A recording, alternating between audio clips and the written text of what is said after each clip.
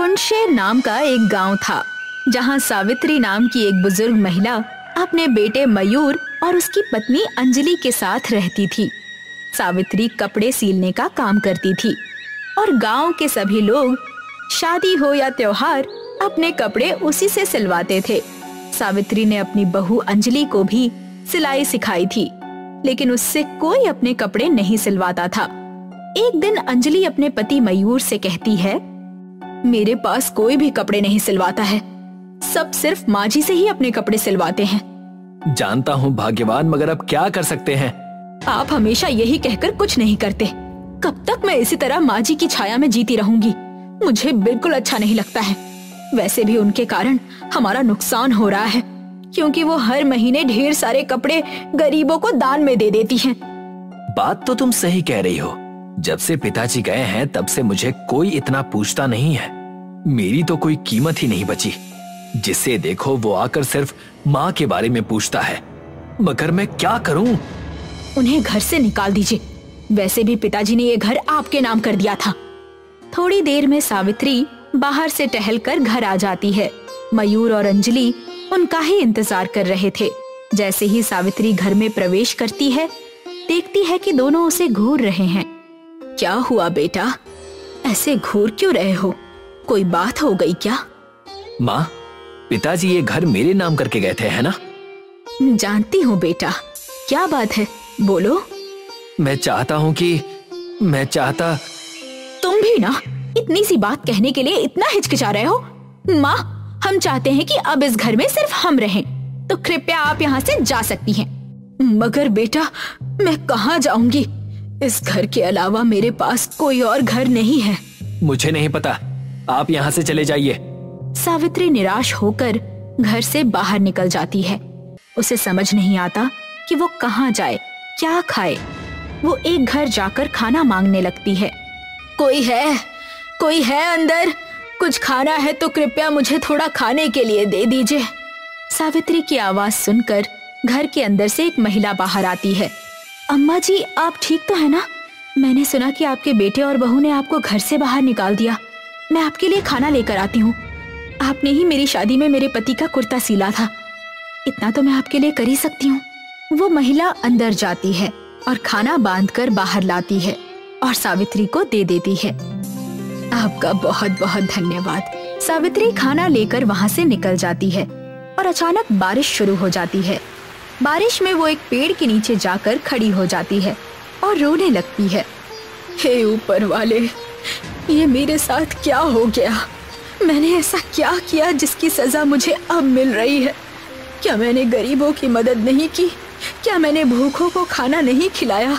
क्या मैंने जरूरतमंदों की सहायता नहीं की?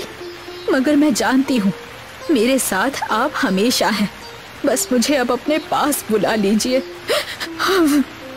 सावित्री रो रो कर प्रार्थना कर रही थी।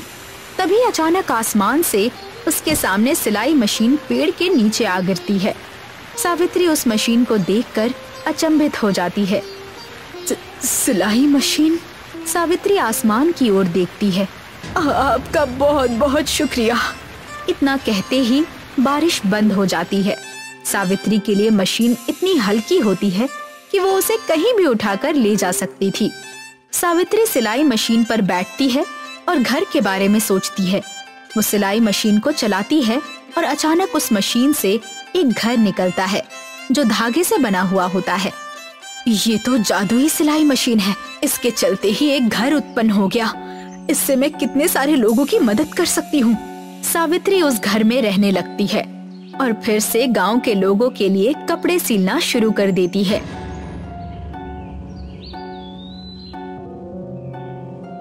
एक दिन एक गरीब व्यक्ति सावित्री के पास आता है। सावित्री जी, आपका घर तो बड़ा अनोखा है। मेरे सिर पर भी छत नहीं है, लेकिन अगर आप मुझे ऐसा ही एक घर बनाकर दे दें तो मैं बाद में आपको इसके पैसे दे दूंगा।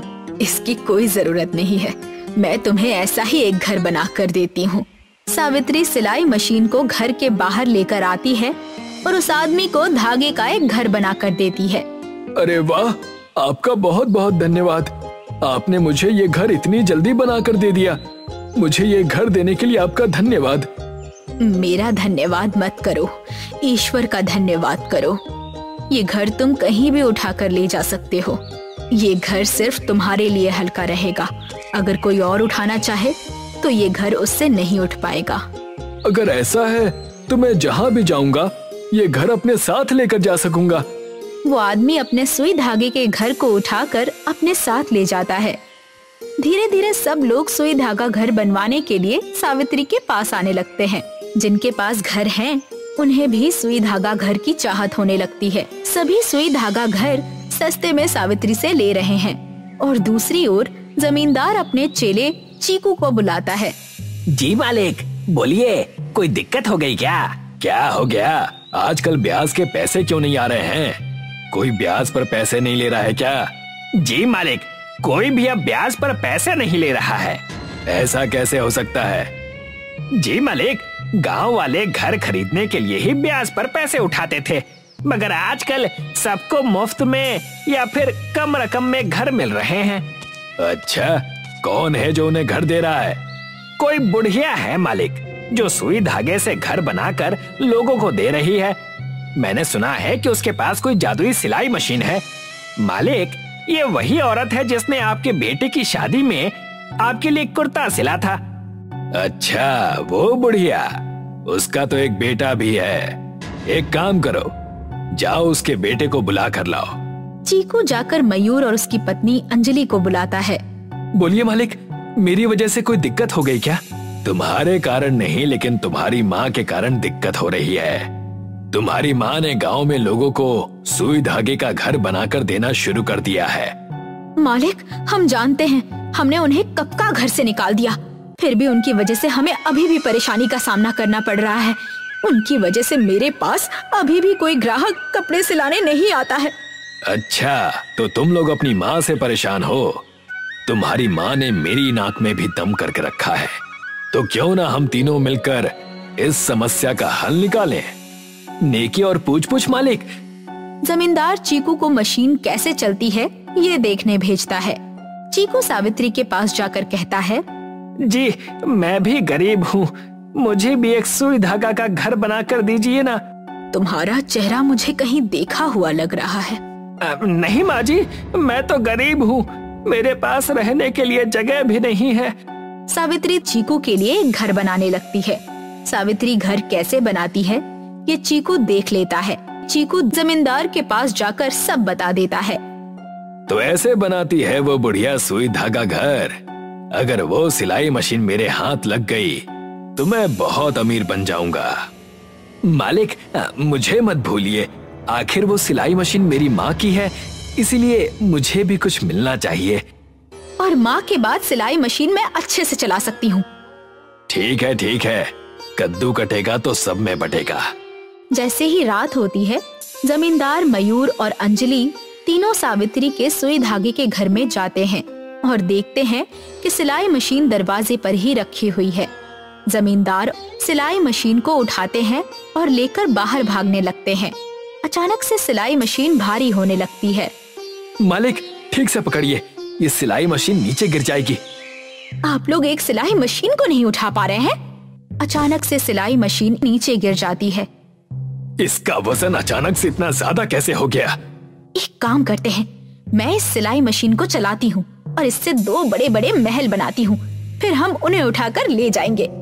वाह अंजलि, तुम तो बड़ी बुद्धिमान निकली। अंजलि सिलाई मशीन पर बैठ जाती है और जैसे ही वो मशीन चलाना शुरू करती है, एक बड़ी सी सुई धागे की जेल में वो लोग कैद हो जाते हैं। अरे, ये क्या हो रहा है हमारे साथ? ये सब इस सिलाई मशीन की वजह से हो रहा है। जब वे लोग बात कर ही रहे थे, उसी समय चीकू और प्रधान वहाँ आ जाते हैं। चीकू, तुम यहाँ क्या कर रहे हो? मैं बुरा इंसान हूँ, मगर मालिक मैं कायर नहीं हूँ। आप एक अच्छी औरत के साथ ऐसा कैसे कर सकते हैं? मयूर, अंजलि, तुम दोनों को शर्म आनी चाहिए। अपनी माँ के साथ कोई ऐसा करता है? और जमींदार, दूसरों के दुख में खुशी ढूंढना एक कमजोर और बुरा इंसान होने का प्रमाण है। प्रधान, मैं तुम्हारा दोस्त हूँ, मुझे माफ कर दो। प्रधान जी, हमें माफ कर दीजिए। ये सब करने के लिए मुझे और मेरी पत्नी को इस जमींदार ने ही कहा था। तुम दोनों जमींदार से भी बड़े अपराधी हो। तुम लोगों ने खुद की ही माँ को अपने घर से निकाल दिया था। तुम तीनों को गांव से निकाला जाता है।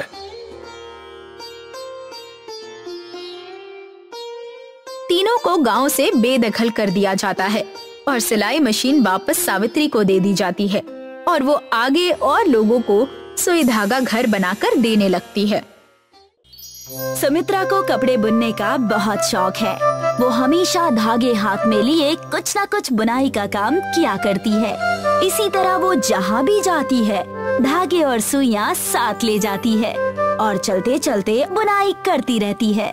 एक दिन सुमित्रा बाजार से लौटते हुए जंगल के रास्ते से आ रही थी। बुनाई करते करते उसका धागा खत्म हो गया। ओहो, इस धागे को भी अभी खत्म होना था। पहले ही खत्म हो जाता तो बाजार से नया धागा ले आती। अब क्या करूं? तभी सुमित्रा की नजर जंगल में एक विशाल पीपल के पेड़ पर जाती है जिस पर बहुत सारे धागे बंधे हुए हैं। लगता है बाजार से धागा लेने की जरूरत नहीं है। जब फ्री में धागा मिल रहा है तो पैसे क्यों खर्च करने? सुमित्रा इधर उधर देखती है। उसे रास्ते पर कोई भी दिखाई नहीं देता और वो जल्दी से जाकर पेड़ से धागा निकालने लगती है और उससे एक बड़ा धागे का गोला बना देती है। जैसे ही वो धागा निकालती है वो पेड़ जोर जोर से हिलने लगता है और आसपास तूफान सा माहौल बन जाता है। सुमित्रा को कुछ भी समझ नहीं आता। लगता है तूफान आने वाला है, इसीलिए तेज हवाएं चल रही है। जल्दी से घर जाती हूँ, नहीं तो यहीं फंस जाऊंगी। सुमित्रा धागे का गोला लेकर वहाँ से घर की तरफ चली जाती है। जैसे ही वो गांव में प्रवेश करती है तो वो देखकर चौंक जाती है कि उसका पूरा गांव पूरी तरह से बदल गया है। ये क्या हो गया? पता नहीं हमारे गांव को क्या हो गया है। चारों तरफ बस धागे ही धागे बंध गए हैं। ऐसा लगता है जैसे हमारा गांव शापित हो गया है। पर अचानक से कैसे हो गया ये सब? किसी को कुछ भी नहीं पता। अचानक से तेज हवाएं चलने लगी और सारा गांव धागे का बन गया। हाँ, मैं भी जंगल से लौट रही थी, तभी अचानक से पेड़ तेजी से हिलने लगे और मैं घर की तरफ दौड़ पड़ी। घर चलते हैं, नहीं तो हम यहीं फंस जाएंगे। सुमित्रा और रामेश्वर अपने अपने घर की तरफ चल पड़ते हैं। धागे का गांव बनने से गांव वालों को बहुत सारी तकलीफों का सामना करना पड़ रहा था। बच्चों को स्कूल जाने के लिए बहुत लंबा घूम कर जाना पड़ रहा था, जिससे उन्हें स्कूल में पहुंचने में देर हो जाती है। क्या हुआ सिमरन, आज तुम्हें इतनी लेट हो गई? मैम, हमारा पूरा गांव धागे का बन गया है, जिससे सारे रास्ते बंद हो गए हैं और हमें स्कूल आने के लिए गांव के पीछे जंगल की तरफ से होकर आना पड़ा और इसी में देर हो गई। कोई बोलता है धागे का गांव तो कोई बोलता है किसी अंधे को रास्ता पार करवा रहा था। मैं अब पूरी तरह से थक चुकी हूँ। मैं चली इस्तीफा देने। सॉरी मैम, मैं अगली बार से जल्दी आने की कोशिश करूँगी और मैंने होमवर्क भी कर लिया है, सारा का सारा, और वो भी 2 बार। कोई बात नहीं, बैठ जाओ। राधा कुएं से पानी का मटका लेकर घर की तरफ जा ही रही होती है कि उसका पैर धागे से उलझता है और वो गिर पड़ती है। हे माँ, आज फिर से मेरा मटका टूट गया। घर में माँ की डांट सुननी पड़ेगी। राधा धागों से खुद को बचाते हुए घर की तरफ चल पड़ती है। कुछ बच्चे जो शाम को खेलने के लिए गए थे, रात होने पर भी वो घर नहीं लौटते, तो सभी बच्चों के घर वाले बहुत परेशान हो जाते हैं। रोहन, कहाँ हो तुम? घर आ जाओ, बहुत रात हो गई है। सुप्रिया बहुत आवाज लगाती है पर उसे रोहन का कहीं भी पता नहीं चलता। तब वो अपने बगल वाले घर में पूछने जाती है, भैया, क्या आपके बच्चे घर आ गए?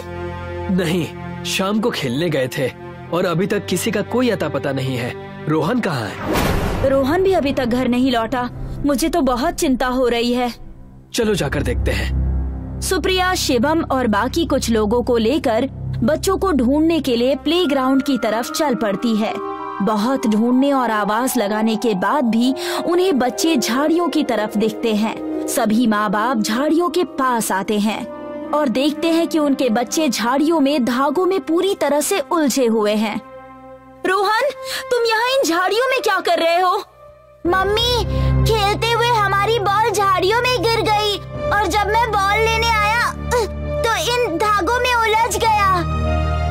देखता है कि बाकी सभी बच्चे भी झाड़ियों में धागों में उलझ गए हैं। बच्चों को डांटने से अच्छा है कि उन्हें उन धागों से छुड़ाओ। सभी माँ बाप झाड़ियों में अटके अपने बच्चों को छुड़ाने की कोशिश करते हैं। बच्चों के पैर धागे की वजह से झाड़ियों में लिपट गए हैं और उलझन के कारण निकलना मुश्किल हो गया है। बच्चों, ऐसा करो, तुम अपने जूते उतार दो, तभी इन धागों से पीछा छूटेगा। सभी बच्चे अपने अपने जूते उतारकर झाड़ियों में ही छोड़ देते हैं, जिनसे उन्हें धागों से छुटकारा मिल जाता है।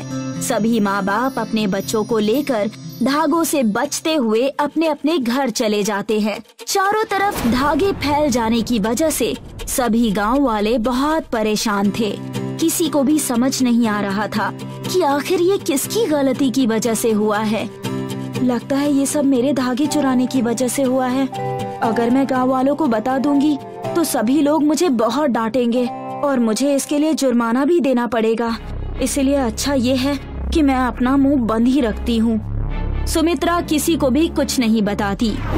अगले दिन जब सुमित्रा मटका लेकर पानी लेने के लिए कुएं पर जाती है, वो मटका भरती है और घर के लिए आ रही होती है कि रास्ते में उसका पैर धागों से उलझ जाता है और वो वहीं गिर पड़ती है। रास्ते में गिरे कुछ पत्थरों की वजह से उसके हाथ और पैर पर बहुत गहरी चोट लग जाती है। ओ माँ, मर गई, मेरा हाथ टूट गया, मेरे पैर में मोच आ गई है। हे भगवान, ये किस चीज की सजा दे रहा है तू मुझको? सुमित्रा समझ जाती है कि ये सब उसके किए पाप की वजह से ही हो रहा है। इसलिए वो सभी गांव वालों को एक पंचायत में बुलाती है और उनके गांव के बड़े पीपल के पुराने पेड़ के नीचे पंचायत होती है।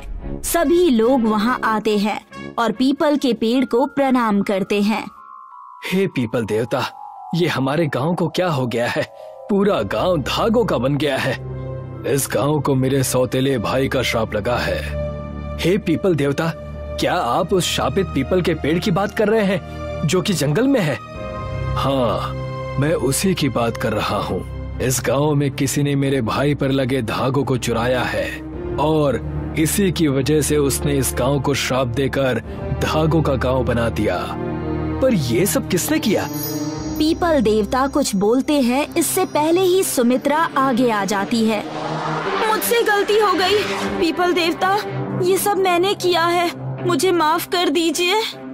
माफी मुझसे नहीं, मेरे भाई से जाकर मांगो और तुमने जो धागे उससे चुराए हैं उन धागों को उसे वापस लौटा दो, तभी ये गांव उसके श्राप से मुक्त होगा। सुमित्रा धागे का गोला लेकर जंगल में जाती है और उसे पीपल के पेड़ पर उसी तरह से लपेट देती है जैसा कि उसने निकाला था। धागा लपेटने के बाद फिर से पेड़ हिलने लगता है और एक तूफान सा आ जाता है। सुमित्रा पीपल के पेड़ से माफी मांगती है और अपने घर की तरफ आ जाती है। वो गांव में पहुंचती है और देखती है कि उसके गांव से सभी धागे खत्म हो गए हैं और उसका गांव पहले की तरफ साफ सुथरा और खुशहाल हो गया है।